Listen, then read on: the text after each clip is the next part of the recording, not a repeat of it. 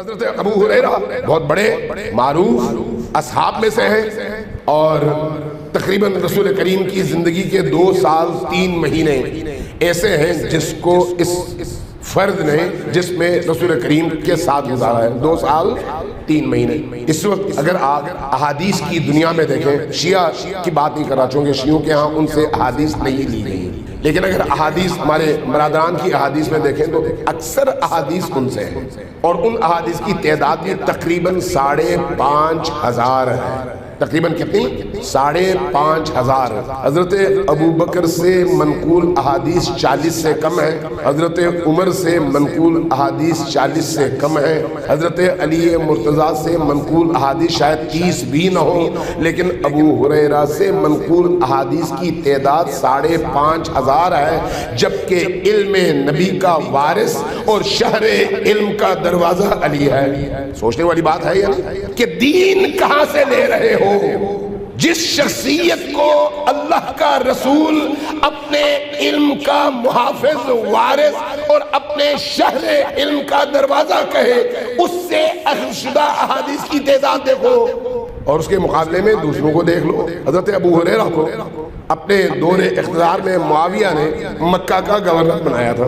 معاویہ نے اپنے دور اقتدار میں ایک شخص، تاریخ کی کتابوں میں لکھا ہے کہ ایک شخص باہر کہیں سے پیاز لے کے آیا، شہر میں بیچنا چاہ رہا تھا، کوشش بڑی کی، بکی نہیں، آیا ابو ہریرہ کے پاس، کہا کہ دیکھو میں مسلمان ہوں، تاجر ہوں، میں نے سنا تھا کہ مکہ میں پیاز کی قحط سالی ہے، تو اس لیے میں اپنی ساری دولت خرچ کر کے پیاز لے کے آیا، لیکن اب پیاز بک نہیں رہا اور سڑنے کے قریب ہے، تو کوئی ایسا کام کر دو جس سے میری پیاز بک جائے اور کم از کم میں نقصان سے بچ جاؤں، مسلمان ہوں تمہیں بھی ثواب ہوگا، ثواب کا کوئی رستہ نکال لو۔ کہا ثواب کا رستہ نکال دو، ٹھیک ہے نکالتا ہوں۔ گیا، کہا کہ جمعے کے دن آ جانا، جمعے کے دن مسجد میں کھڑے ہو کے خطبہ دیا اور حدیث پڑھی کہ رسول کریم صلی اللہ علیہ وآلہ وسلم نے یہ فرمایا تھا کہ جس نے عکا کی پیاز مکہ میں خریدی اور کھائی اس پر جنت واجب ہے، تو اس لیے دیکھ لو عکا کی پیاز آئی ہوئی ہے، کہیں ایسا نہ ہو کہ جنت سے محروم ہو جائے۔ لوگ جب نکلے تو پیاز ختم ہو گیا اور اس کا جو نقصان ہونا تھا اس نقصان سے وہ بچ گیا، اس نے آگے بڑا شکریہ ادا کیا، اور حضرت ابو ہریرہ بھی بہت مطمئن، کیوں؟ اس لیے کہ اس نے ایک مسلمان کو ایک مشکل سے نکالا ہے، لیکن رستہ کون سا اختیار کیا؟ جو ان کی اپنی خواہش کے مطابق تو تھا، لیکن اللہ اور اللہ کے رسول کی خواہش کے مطابق نہیں تھا۔ یہ شیعہ کی طرف سے ایک ویلڈ پوائنٹ ہے اس حوالے سے کہ حضرت ابو ہریرہ رضی اللہ تعالیٰ عنہ 7 ہجری میں مسلمان ہو رہے ہیں اور نبی علیہ السلام کی وفات 11 ہجری میں ہے، جنہوں نے 4 سال تک صحبت کی ہے، ان کی سب سے زیادہ احادیث ہیں اہل سنت کے ہاں احادیث کی کتابوں میں، آلموسٹ تقریباً 5,500 احادیث حضرت ابو ہریرہ نے روایت کی ہیں۔ باقی جو لاکھوں میں حدیثیں ہیں وہ تو میں نے پہلے بھی بتا دیا کہ حدیثیں جو ہیں وہ ٹوٹل نبی صلی اللہ علیہ وآلہ وسلم کی 10,000 ہیں، باقی یہ سارے طرق ہیں، یعنی ایک حدیث کو 10 صحابہ نے سنا، حدیث ایک ہے لیکن اس کے طرق 10 ہو گئے، ہر صحابی نے 10 کو سکھایا، حدیث ایک ہے لیکن طرق 100 ہو گئے، ہر تابعی نے آگے 100 تبع تابعین کو سکھایا، حدیث ایک لیکن طرق 1000 ہو گئے۔ جیسے امام بخاری کو انما الاعمال بالنیات کی 700 اسنادیات تھیں، وہ حدیثیں 700 ہیں، طرق 700 ہیں، طرق طریق کی جمع، طریق کہتے ہیں نریشن کو، چین کو، اس کی جمع ہے طرق، کئی ایک نریشنز، لیکن حدیث تو ایک ہی رہے گی نا۔ تو یہ معاملہ لگا، یہ اہل علم کو تو پتہ ہے، ویسے علماء دھوکہ دیتے رہے، لادہ بات ہے، ان کو تو پتہ ہی ہے۔ باقی رہا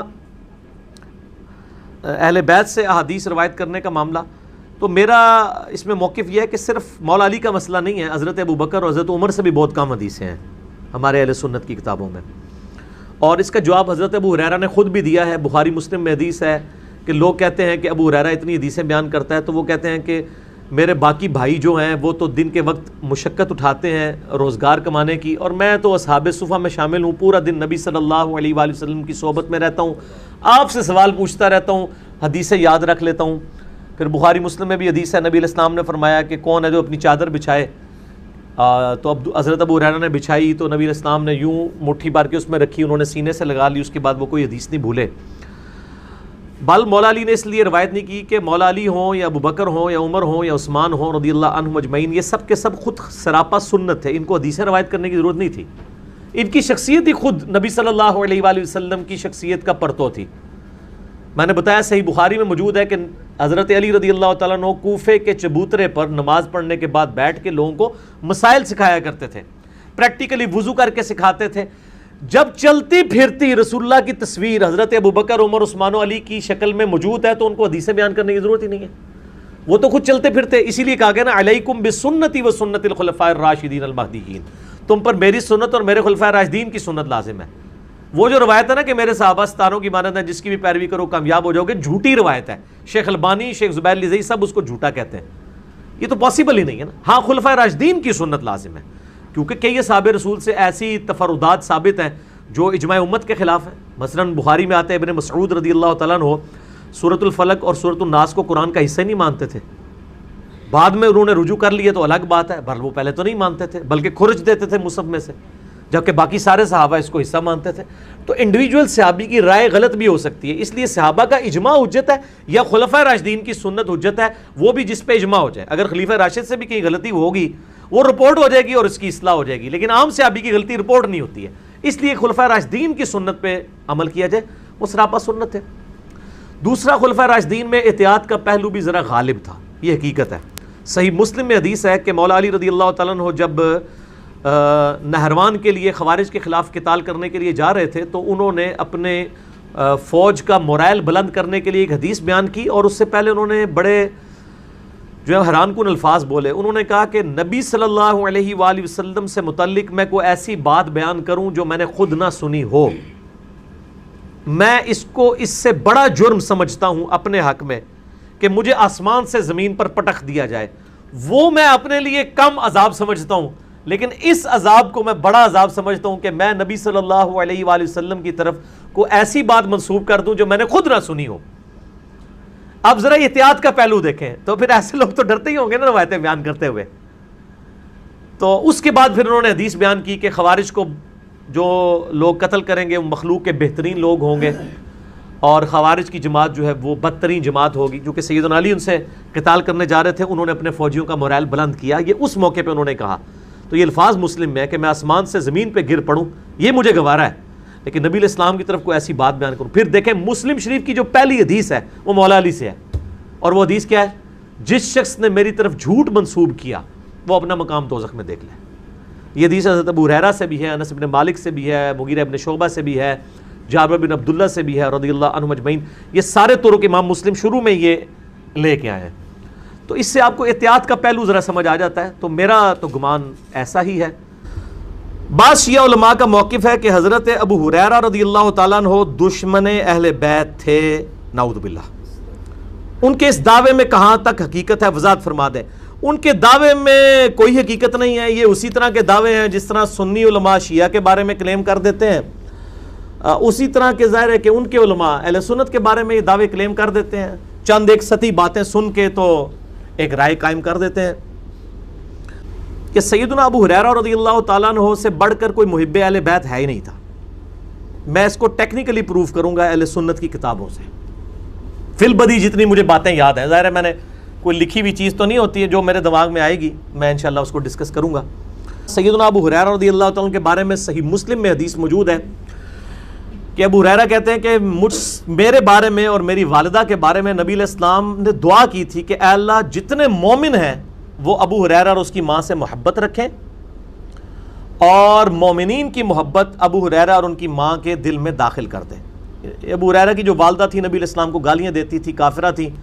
حضرت ابو ہریرہ بار بار شکایت کرتے تھے. یہ صحیح مسلم میں حضرت ابو ہریرہ والے چیپٹر میں پوری حدیث موجود ہے. ایک دن کا یا رسول اللہ بس صبر کا پیمانہ لبریز ہو چکا، مجھ سے اب برداشت نہیں ہوتا، آپ دعا کر دیجئے. نبی علیہ السلام نے دعا کے لیے ہاتھ اٹھائے. حضرت ابو ہریرہ کہتے ہیں میں نے وہاں سے دڑکی لگا دی. میں نے کہا دیکھتا ہوں کہ دعا کتنی جلدی قبول ہوتی ہے.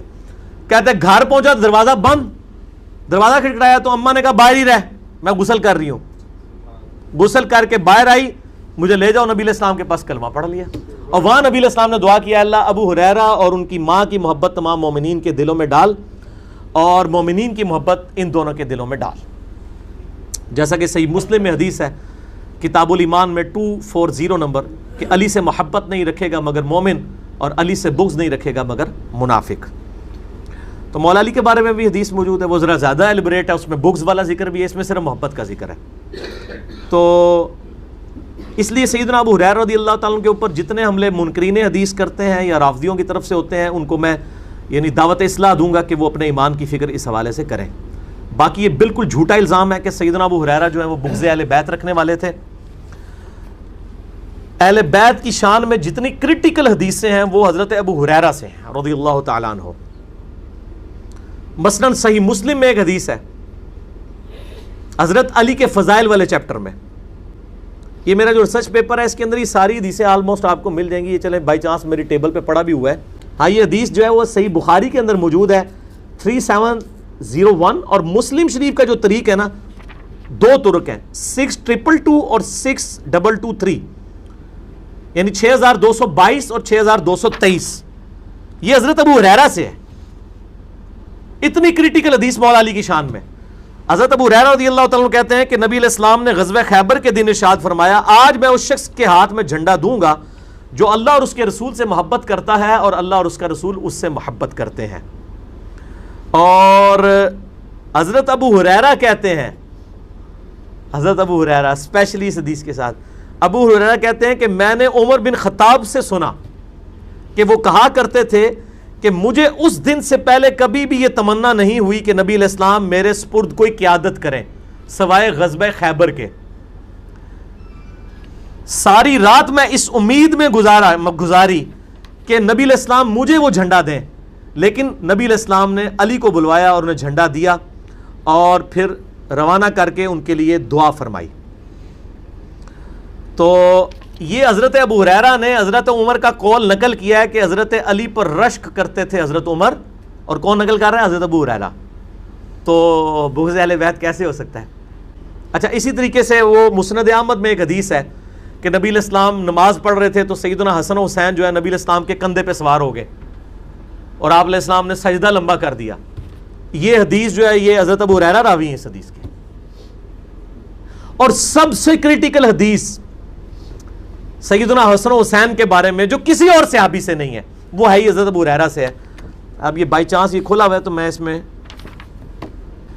سیدنا ابو ہریرہ المستدرک الحاکم میں 4777 نمبر حدیث ہے. شیخ البانی نے بھی صحیح کہا, شیخ زبیر زئی نے بھی صحیح کہا, امام حاکم امام زابی نے بھی صحیح کہا کہ حضرت ابو ہریرہ کہتے ہیں کہ نبی علیہ السلام ہمارے پاس اس حال میں تشریف لائے کہ ایک کندھے پر حسن اور دوسرے پہ حسین کو سوار کیا اور باری باری دونوں کو چوم رہے تھے, اور آپ ہمارے پاس جب تشریف لائے تو ہم نے پوچھا اللہ کے رسول آپ ان دونوں سے محبت کرتے ہیں؟ آپ نے فرمایا ہاں, اور جو ان سے محبت رکھے تو گویا اس نے مجھ سے محبت کی, اور جس نے حسن و حسین سے بغض رکھا اس نے مجھ سے بغض رکھا.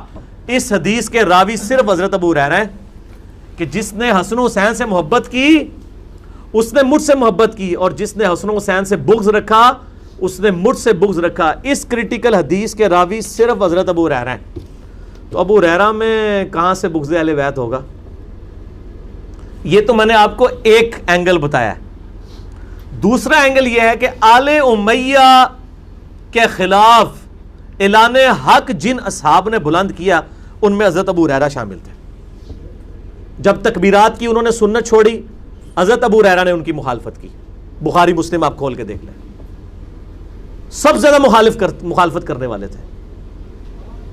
اسی طریقے سے